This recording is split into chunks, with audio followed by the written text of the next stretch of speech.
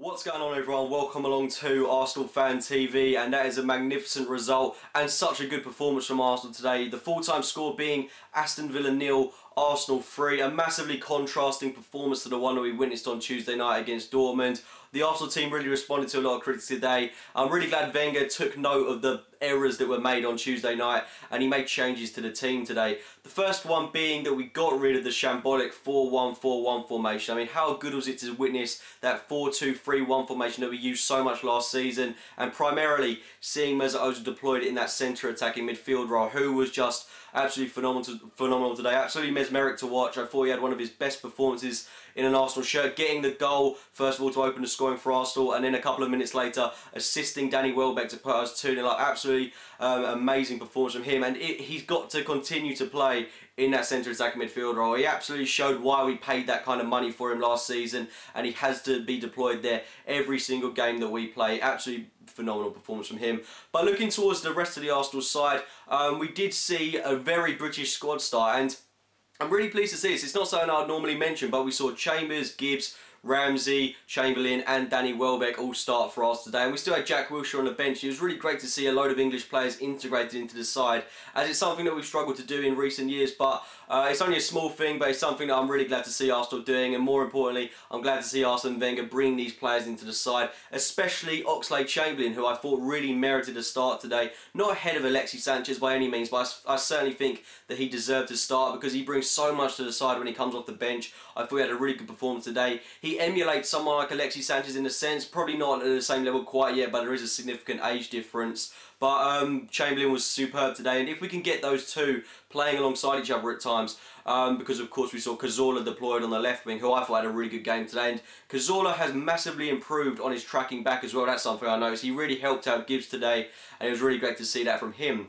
But looking at Aston Villa as well, I was expecting them to go into this game really with more to show. I mean, in that second half, they didn't offer anything at all to Arsenal. I'm not going to forget that first 30 minutes, of course. At times, they did have us on the ropes. They shook us up a bit. I thought Arsenal dominated possession really well, but what Aston Villa were doing to a really great extent was pushing us back to our own goal at times. I mean, we were going to one end of the pitch, and then Villa were forcing us all the way back to the end, and then someone like a Bonglahor would press the team. They were really good at pressing until they inevitably did concede, but I thought Villa did play well for that first half an hour. I'm surprised how poor they went after they conceded. I think I would have expected a lot more from them, but it wasn't to be. And there was some rumour going around. Well, not a rumour, but apparently a fact that there was a bug going around the Aston Villa dressing room, which is very unfortunate for them. They did see Weimann go off at half time, who hadn't been particularly good for them.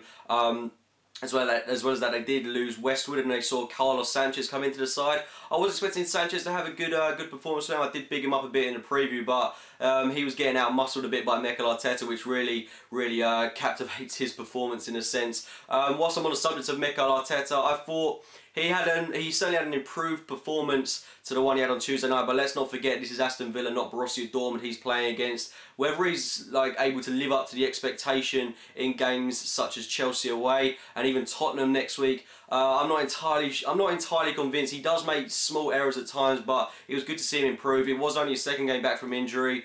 I do still think we should try Wilshere and Ramsey pivot at some point, especially in the 4-2-3-1. I certainly think that's something that could work with one of them occupying a more defensive role, or even alternating in a box-to-box midfield role. That's something I'd really like to see at some point. But Arteta, in the meantime, he did okay today, but when it comes to playing in bigger games, I'm not entirely convinced he'll be able to live up to the conditions surrounding him in that current situation. For that opening 30 minutes of the game, I think we really struggled to break Villa down, and that was our main problem during that patch of the game. But once we scored, I thought we looked really good on the ball. Villa, I did expect more from them. You've got to remember, this is a side that were going into this game on the back of a 1-0 victory away to Liverpool, and they were right up there at the top end of the table, and I don't think we're going to be playing Villa in a scenario where they're going to be this high on confidence and in such a good situation as they were.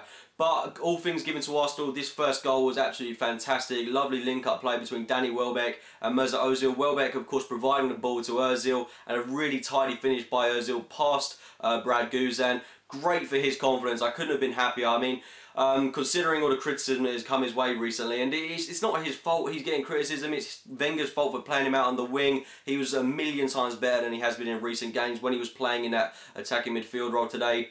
Lovely finish past Guzan, really happy for him to score. And then shortly after, Ozil went from goal scorer to provider to assist Danny Welbeck with what was an excellent finish past Brad Guzan yet again. 2-0 up, and then a third goal coming in, what was it, three and a bit minutes. Excellent work by Kieran Gibbs to put the ball in. Ali Suzuki, really unfortunate to put it in the back of the net, but maybe if it had gone past him anyway, it would have gone to the feet of Oxlade-Chamberlain, who may have put it in the back of the net. But 3-0 up going into half-time, couldn't have asked for much more. Really good performance from Arsenal up until that point. Regarding that second half performance, can't really comment too much on it because Aston Villa set up like a side that were there to defend a 1-0 victory, which was really peculiar by Paul Lambert and Roy Keane especially, as I would have expected them to come out all guns blazing because they kind of had nothing to lose at 3-0 down. So really disappointed with Villa on that side of things, but I thought we played really resiliently. We looked really calm in possession. I think we've had about, what, 70 odd possession throughout the course of the game, 80% or something in that second half. It was ridiculous how easy it was for us during that second half of the game. But overall, I'm really happy with how things have gone today. Best way to respond, but we've got to emulate this kind of performance in the big games, and I'm confident we can do that now that we've reverted back to a 4-2-3-1. It's a case of whether or not someone like Mikel Arteta can really step up to the plate, because I do think he was the only weak link today, bar Aaron Ramsey, with his slightly off-put passing. But then again, Ramsey really does bring something to the team in that final third of the pitch, whereas someone like Arteta arguably can't, because he's having to be deployed in that defensive midfield role, which he shouldn't have to do, considering his age, considering he used to be an attacking midfielder. I can't totally understand it's difficult for him, and he's probably finding it difficult out there as well, and that's why he's making these silly mistakes. But I don't know if it's something that we can persist with in bigger games. It'll be a real test for him against Tottenham next week if he does indeed play that game. But I'm really looking forward to the North London derby next weekend. That's going to be a really enticing game. Anyway guys, those have been my thoughts on Arsenal's magnificent victory at Villa Park. If you have enjoyed the video, please give it a like rating. Subscribe to Arsenal Fan TV as well as my own channel, AFC Game by Game. As always, thank you for watching guys.